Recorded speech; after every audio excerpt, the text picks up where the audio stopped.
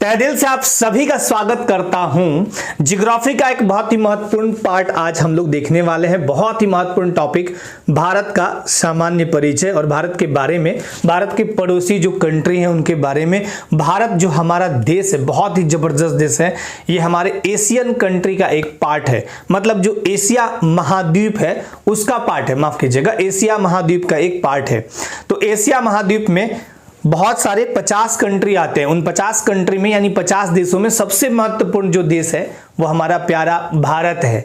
तो भारत के बारे में बहुत सारी चीजें आपको वन बाय वन सब कुछ समझाते हैं और भारत के अक्षांशीय देशांतरीय स्थिति को दिखाते हैं। भारत की स्थिति को ही बताएंगे, यहाँ पे क्या क्या चीज, विविधताओं में अनेकता में एकता वाला देश है ना। भारत को उपमहाद्वीप क्यों कहा गया है ये भी आपको धीरे धीरे सब कुछ समझाते हैं, ठीक है।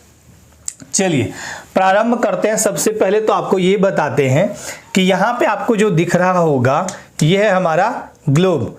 पृथ्वी अपने अक्ष पर 23.5 डिग्री झुकी हुई है, लेकिन उस पृथ्वी पर आगे जाने से पहले आपको यहाँ पे दिखाते हैं एक चीज। जैसे ये गोला है, पहले के टाइम में यानी प्राचीन टाइम में जब देखें तो ये एक पूरा भूभाग जो है वो पैंजिया पार्ट कहलाता था। इस पूरे भूभाग को हम क्या बोलते थे? पैंजिया पार्ट कहते थे, पैंजिया। लेकिन यहाँ जलीय भाग भी था भाई, ये खाली स्थलीय भाग को हम पैंजिया कहते थे। ये जो स्थलीय भाग है, स्थलीय भूभाग को हम पैंजिया कहते थे, लेकिन इसमें जलीय भूभाग भी होगा। तो जलीय भूभाग को हम क्या कहते थे? पैंथालासा। पैंथालासा जलीय भूभाग को हम क्या बोलते थे? पैंथालासा। ये जलीय भूभाग था, ठीक है। इसमें बहुत दिनों बाद ये दो पार्ट में टूट गया, Ankara land and Gondwana land. जब ये टूटा Ankara land and Gondwana land, तो यहाँ भारतीय उपमहाद्वीप कुछ इस टाइप से आपको देखने को मिलेगा। यही प्लेट जाके आगे ऊपर चढ़ गया, खसक गया, क्योंकि पृथ्वी 23.5 डिग्री अपने धुरी पर ऐसे झुकी हुई है, लेटी हुई है। यहाँ पे देखिए ये पोल है और ये वाला जो आपको दिख रहा होगा, ये बीच से हम काटे हैं, ये आपका गोलार्ध है। तो हम अगर कोई भी मैप देखते हैं तो ये मैप में इस टाइप से स्थिति होती है। ये नॉर्थ ऊपर वाला होता है, नीचे वाला साउथ, इधर वाला ईस्ट और इधर वाला वेस्ट। यही है मैप में, यही चीजें देखने को मिलती हैं। तो हम अगर देखें भारत को, जैसे यहाँ पे भारतीय उपमहाद्वीप, अब उपमहाद्वीप किसे कहते हैं? आप सभी को ज्ञात है कि 7 कॉन्टिनेंट है यानी महाद्वीप। एशिया, अफ्रीका, यूरोप, उत्तरी अमेरिका, दक्षिणी अमेरिका, ओशिनिया एंड अंटार्कटिका। तो ओशिनिया को छोड़ दीजिए, ओशिनिया को जो आप कहते हैं ऑस्ट्रेलिया मानते हैं, तो ओशिनिया एंड अंटार्कटिका।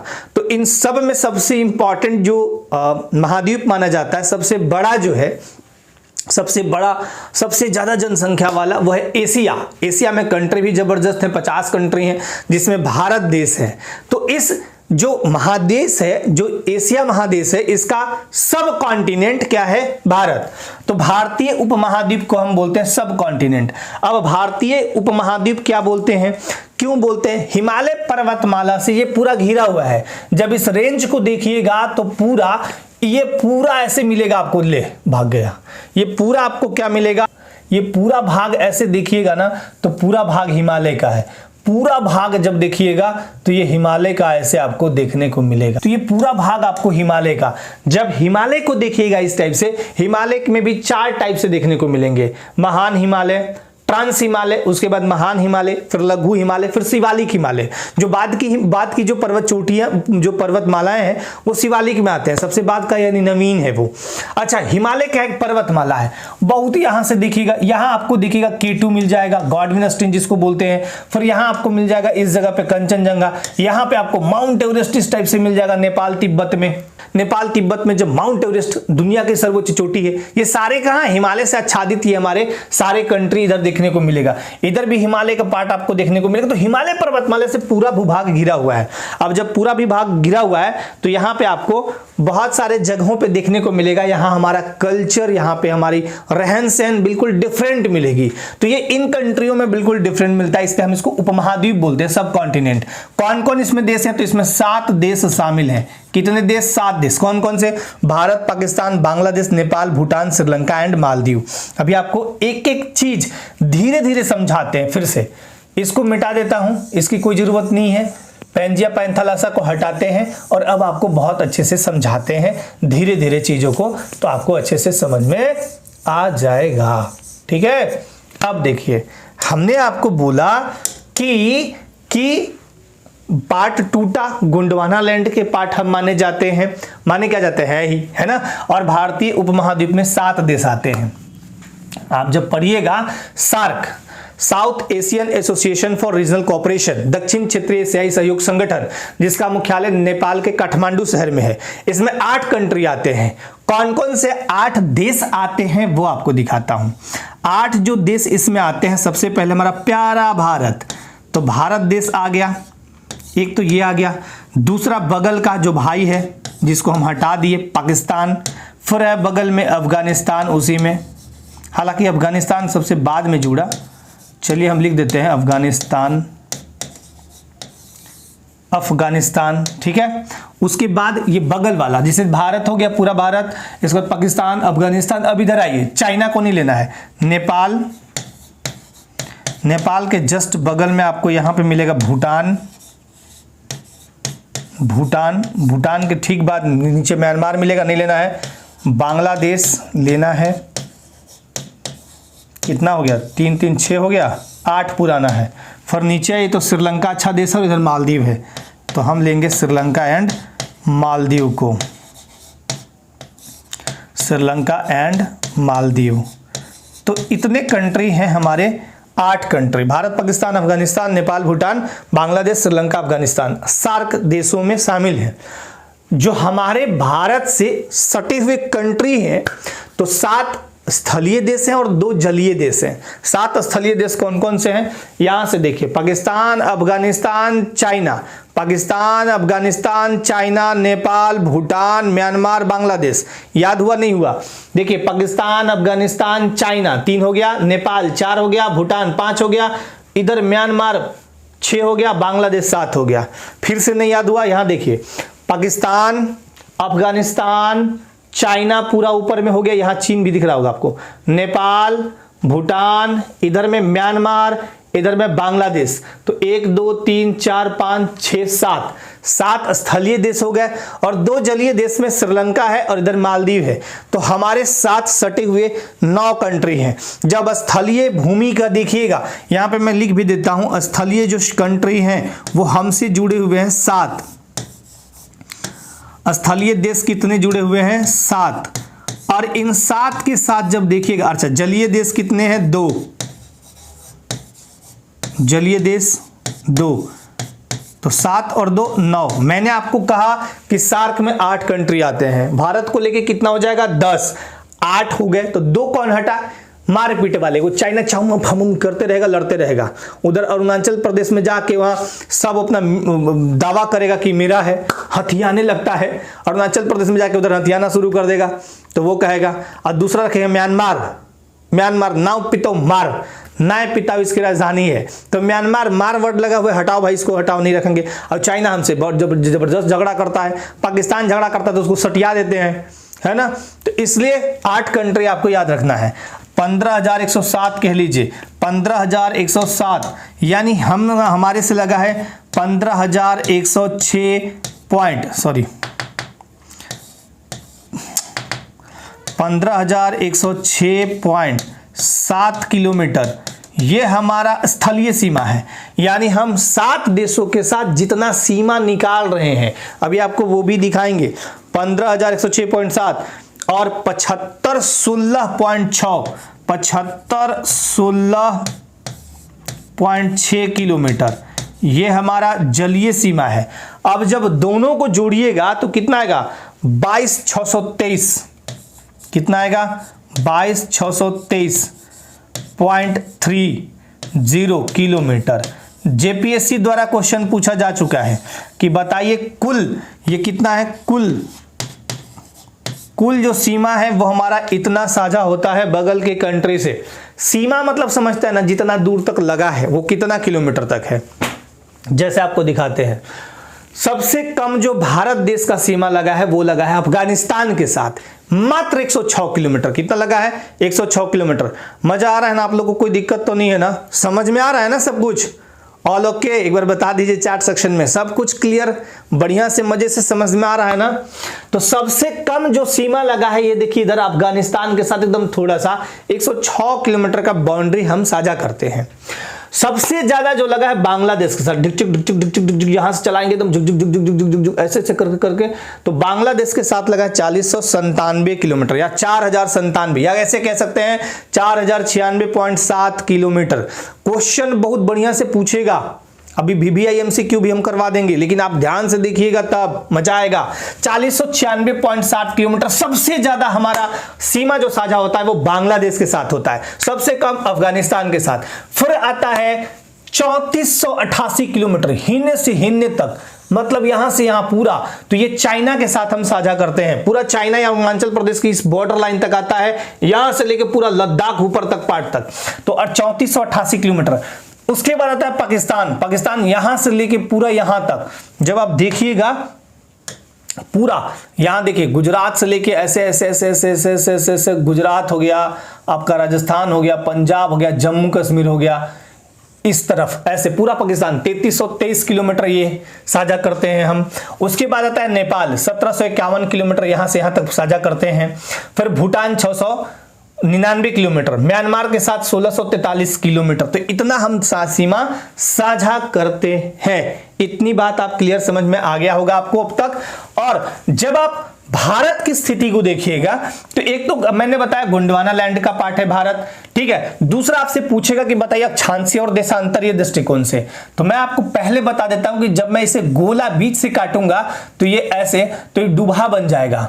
डुबा माने कटोरी जैसा, देखिए ऐसे बन गया और ऐसे बन गया। तो हम किधर में हैं? तो देखिए डुबुआ काट दिए तो हम किधर में हैं? अब इसको एक और तरीके से काट सकते हैं हम, ऐसे बीच से, दूसरे कलर से दिखाते हैं, ऐसे बीच से हम काट सकते हैं ऐसे, ये एक्सिस है अक्ष पर।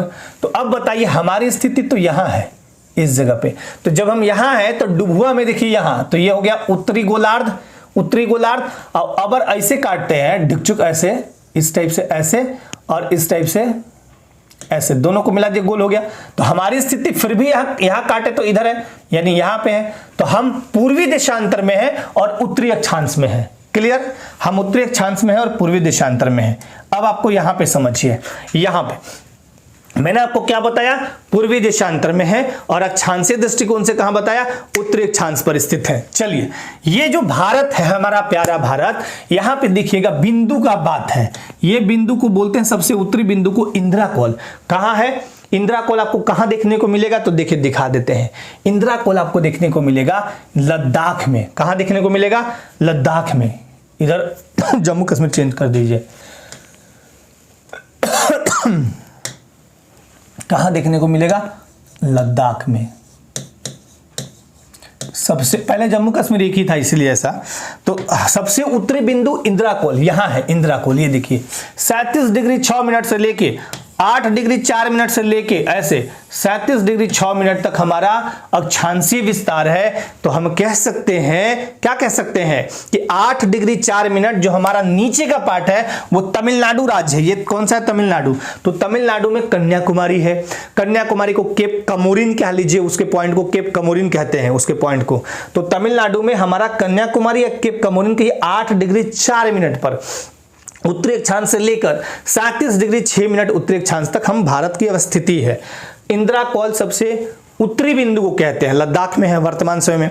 और दक्षिणी बिंदु को क्या कहते हैं? दक्षिणी, नॉट दक्षिणतम। सुपरलेटिव डिग्री नहीं कह रहे हैं हम दक्षिणी बिंदु कह रहे हैं। आप पढ़े positive degree, comparative degree, superlative degree. Superlative मतलब उससे, तो दक्षिणी बिंदु होगा तो कन्याकुमारी, और दक्षिणतम बिंदु होगा, दक्षिणतम तो वो होगा इंदिरा पॉइंट। क्योंकि इसके नीचे भी हम यहाँ पे अंडमान निकोबार भैया को लाए हैं, ये वाला लाइन मिला लीजिए, यहां है, लेकिन इंदिरा पॉइंट यहां है। ये 6 डिग्री 4 मिनट पर अवस्थित है। तो इंदिरा पॉइंट हम कहेंगे सबसे दक्षिणतम बिंदु। इसको हम लिख देते हैं, क्या है ये? दक्षिणतम बिंदु।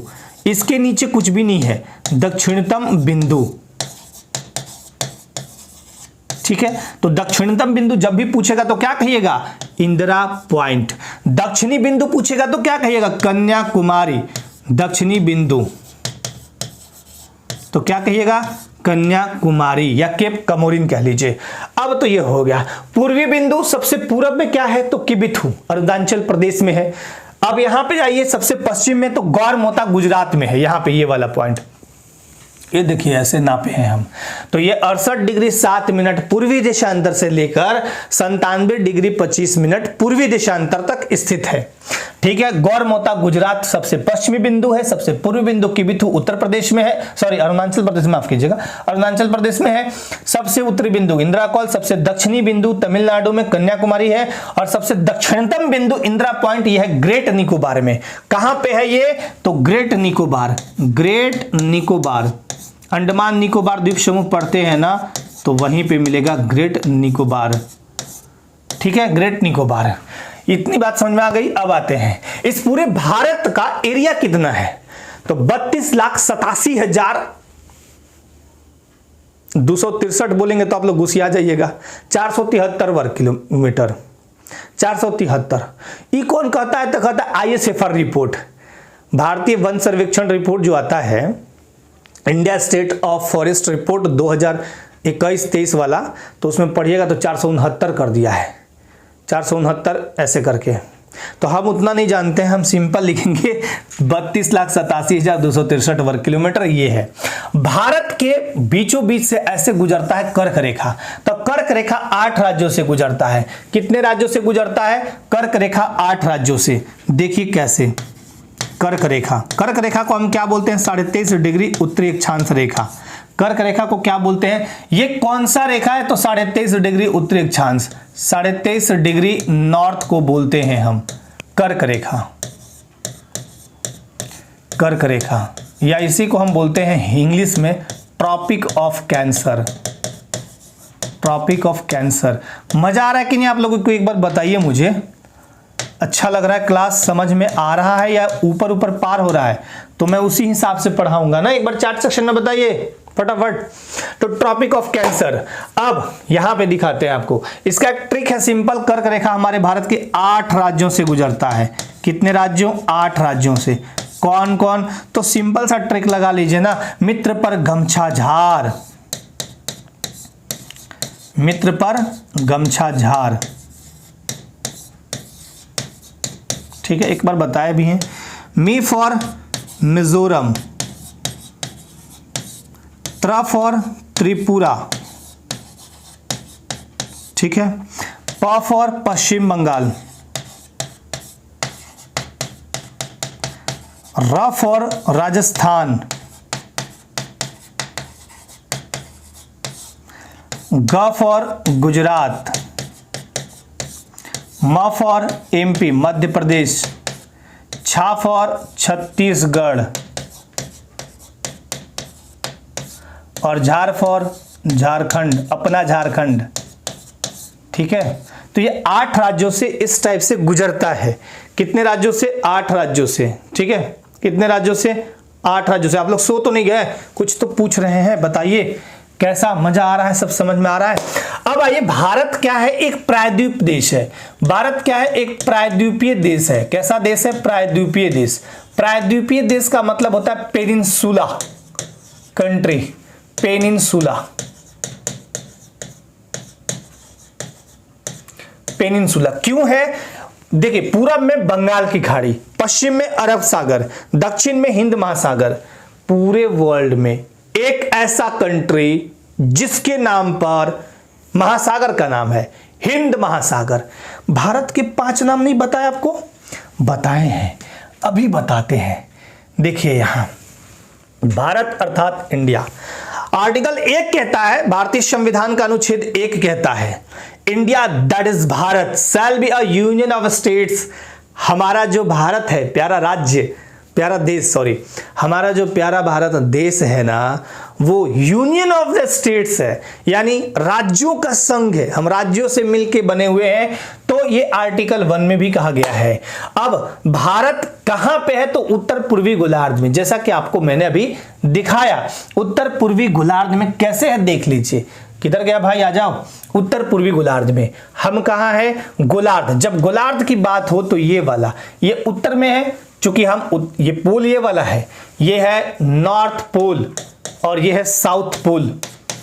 ठीक है, तो ये पोल है ऐसे गड़ा हुआ, तो हम पूर्वी दिशांतर में है और गोलार्ध में उत्तरी गोलार्ध में है। हम एशियन कंट्री एशिया में जब देखेंगे तो दक्षिण पार्ट में आते हैं, उत्तर पूर्वी गोलार्ध में है। एरिया 32,87,263 वर्ग किलोमीटर। अब हम जनसंख्या के मामले में तो नंबर 1 है, जनसंख्या के मामले में नंबर 1, बट एरिया में 7वें नंबर पे आते हैं। रुक उषा चीन बाइल भारत अर्जे, रुक उषा चीन बाइल भारत अर्जे, अर्जना मतलब कि जैसे नहीं होता कि प्रॉपर्टी वगैरह खरीद लेना वगैरह वगैरह। रू फॉर रसिया, क फॉर कनाडा, ये 2 है टॉप नंबर के, 1 में ये, 2 में ये, USA यूएसए मतलब संयुक्त राज्य अमेरिका तीसरा में, चाइना चौथा में, ब्राजील 5वें में, आइल ऑस्ट्रेलिया 6ठे में, भारत का नंबर है 7वां और अर्जेंटीना का नंबर है 8वां। ठीक है, हम एशियाई देश दक्षिण एशियाई में आते हैं और यहां पे आते हैं। अब इंटरेस्टिंग चीज, भारत के 5 नाम हैं। जम्बूद्वीप, आर्यावर्त, भारतवर्ष, ऐसे भारतखंडे पढ़ते हैं ना आप। जब आपके घर कोई भी जो धार्मिक अनुष्ठान होता है या शादी ब्याह में देखिएगा, पंडित जी पढ़ते हैं जम्बूद्वीप, आर्यावर्त, भारतखंडे ऐसे करके। तो हमारे 5 नाम है जम्बूद्वीप, यानी जामुन वृक्षों का द्वीप। प्राचीन समय में जामुन वृक्षों को बहुत द्वीप हुए करते थे, इसलिए द्वीप किसे कहते हैं ये पहले समझ लीजिए। जैसे देखिए भारत को क्या कहा मैंने, प्रायद्वीप। प्रायद्वीप ऐसा स्थल, ऐसा भूभाग या ऐसा स्थल जो 3 ओर समुद्र से घिरा हो। इधर हमारा अरब सागर है, इधर हिंद महासागर है और इधर बंगाल की खाड़ी है पूरा इधर। तो तीनों ओर जब हम घिरे हैं और ऊपर में हिमालय पर्वतमाला है, यही है। तो जब 3 ओर जल से घिरा हुआ कोई भी भूभाग होगा तो हम उसे क्या बोलेंगे, प्रायद्वीप बोलेंगे। द्वीप किसे बोलते हैं, जब कोई भी जलीय पार्ट है, जैसे अंडमान निकोबार द्वीप, अंडमान निकोबार द्वीप चारों ओर जल हो जिसके, यहां पे अंडमान। अब द्वीप समूह किसको बोलते हैं, बहुत सारे द्वीप का ग्रुप बना दीजिए तो द्वीप समूह हो गया। तो द्वीप को उसको बोलते हैं जिसके चारों ओर जल ही जल हो, उसको हम द्वीप बोलते हैं। ठीक है, तो जम्बूद्वीप जामुन वृक्षों का द्वीप पहला। दूसरा आर्यावर्त, ये आर्यों का देश है। आर्य लोग यहाँ पे आए और रहे, सभ्यता संस्कृति को आगे बढ़ाए, तो कहे कि आर्यों का देश, अब इसका नाम आर्यावर्त रखा जाएगा। ये आर्य लोग जब मध्य एशिया से खैबर बोलन दर्रा होते हुए जब यहाँ पे आए थे तब उन्होंने अपने नाम पे आर्यावर्त रख दिया। भरत राजा जो थे यहाँ पे, शकुंतला, दुष्यंत की पत्नी जो शकुंतला, उनके बेटे का नाम भरत, तो उस राजा भरत के नाम पे भारतवर्ष रखा गया। ईरान के लोग जब यहाँ पे आए तो सिंधु नदी को पार किए, सिंधु घाटी सभ्यता को देखे, इंडस वाली सिविलाइजेशन। अब सिंधु नदी यहाँ बहुत फेमस नदी हुआ करती थी, तो सिंधु के किनारे रहने वाले लोगों को वो लोग सिंधुवासी कहते थे, लेकिन वो लोग हा बोलते थे, हा जैसे तोतलाते थे थोड़ा सा, तो स को ह बोलने लगे, तो सिंधुवासी के जगह हिंदू हिंदू करने लगे, हिंद हिंदू हिंदुस्तान। तो उसी तरह से वो लोग ईरान के लोग, पारसिया या ईरान के लोग हिंदुस्तान नाम दे दिए, उनका गलत उच्चारण की वजह से, नहीं तो सिंधुस्तान होता, सिंधुस्तान ना होके हिंदुस्तान हो गया। और जब फ्रांसीसी और अंग्रेज आए तो यहाँ पे फ्रांसीसी अंग्रेज इंडिया रखे। इंडिया कैसे, इंडे ग्रीक भाषा का शब्द है इंडे, और इसी इंडे का बाद में जो अब भ्रंशित होकर इंडिया बन गया। तो 5 नाम भी समझा दिया आपको। मानव, एशिया में मानव सभ्यता का पोषक किस देश को कहा गया है। अगर आपसे पूछेगा कि एशिया में, पूरी एशिया में मानव सभ्यता का पोषक कौन सा देश है, तो आप कहिएगा भारत है। भारत क्या है, मानव सभ्यता का पोषक। लिखें कहाँ हम इसमें, हाँ यहाँ लिख देते हैं। पूरे भारत में और पूरी एशिया में मानव सभ्यता का पोषक कौन देश है, मानव सभ्यता का पोषक। अगर आज के टाइम में सिविलाइजेशन बढ़ा है तो वो पोषण कौन किया, तो भारत। मानव सभ्यता का पोषक कौन देश है, तो वो भारत है। ये मोस्ट इंपॉर्टेंट पॉइंट है, ये नोट डाउन कर लीजिएगा। ठीक है, आप लोग जवाब क्यों नहीं देते हैं जी, हैं? आप लोग जब इतने अच्छे से पढ़ते हैं, पढ़ाता हूं मैं, तो आप लोग जवाब क्यों नहीं देते हैं, मुझे ये बताइए। आप लोग जवाब क्यों नहीं देते हैं भाई, हाँ जवाब क्यों नहीं देते हैं आप लोग। अब एक चीज और दिखाते हैं, ठीक है, एक चीज और दिखाते हैं। मैप खाली है कहीं, ठीक। अब इनके बीच जो चाइना है, चाइना और भारत के बीच की जो रेखा है उसको बोलते हैं मैकमोहन रेखा। क्या बोलते हैं, मैकमोहन रेखा। तो मैकमोहन रेखा किसके बीच है, तो भारत और चाइना के बीच है। भारत एवं चीन के बीच कौन सी रेखा है, मैकमोहन। कैसे याद रखिएगा, मैक फैक झैक छाऊ माऊ फाऊ, ये सब चाइना वालों का नाम है। अब मोहन, मदन, गोपाल, है ना, प्यारे, बंसी, इस टाइप का नाम कहाँ है? भारत का। तो मैक चाइना और मोहन भारत का। तो मैक मोहन लाइन जो है, ये रेखा जो है वो कहाँ पे है? भारत और चाइना के बीच। अभी जेपीएससी में क्वेश्चन पूछा गया था कि बताओ भाई डुरंड लाइन किसके बीच है? तो डुरंड लाइन किसके बीच आपको देखने को मिलेगा? वैसे देखिएगा तो बहुत जगह पाकिस्तान अफगानिस्तान दिया है, लेकिन एक्चुअली आंसर इसका भारत और अफगानिस्तान के बीच, भारत और अफगानिस्तान के बीच डुरंड लाइन। अच्छा, आपसे पूछेगा कि भारत और पाकिस्तान के बीच कौन सा है? तो रेड क्लिफ रेखा। भारत और पाकिस्तान के बीच कौन सा रेखा है? Red Cliff. रेड क्लिफ रेखा किसके बीच है? तो भारत और पाकिस्तान के बीच। कैसे याद रखिएगा? 12 पीटी किस में होता है? हमेशा दुनिया में किसी भी देश का मैच हो, लोग उतने इंटरेस्टेड नहीं होते, लेकिन भारत पाकिस्तान का हो जाए सब काम धाम छोड़ के देखने लगता है, क्योंकि भारत पाकिस्तान में खूब मतलब होता है जबरदस्त। तो रेड माने होता है लाल, और क्लिफ बाल में लगाते हैं। तो रेड और क्लिफ बाल में लगाए तो रेड क्लिफ बन गया। फूटा फूटी, जब सर फूटा फूटी होगा तो किस में होगा? तो भारत पाकिस्तान। तो ऐसे भी आप याद रखिएगा। क्लियर? क्लियर? आज इतना ही रहने दें और बताएं? आज इतना ही रहने दीजिए, है ना?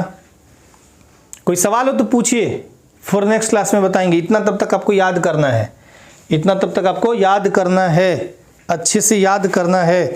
एक चीज़ और इसमें छूट रहा है, वो जो चीज़ था वो यहाँ पे था जो मैंने अभी, हाँ ये वाला।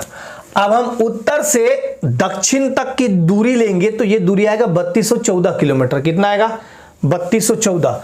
यहाँ उत्तर से लेके हम दक्षिण तक जब जाएंगे तो 3214 किलोमीटर आएगा।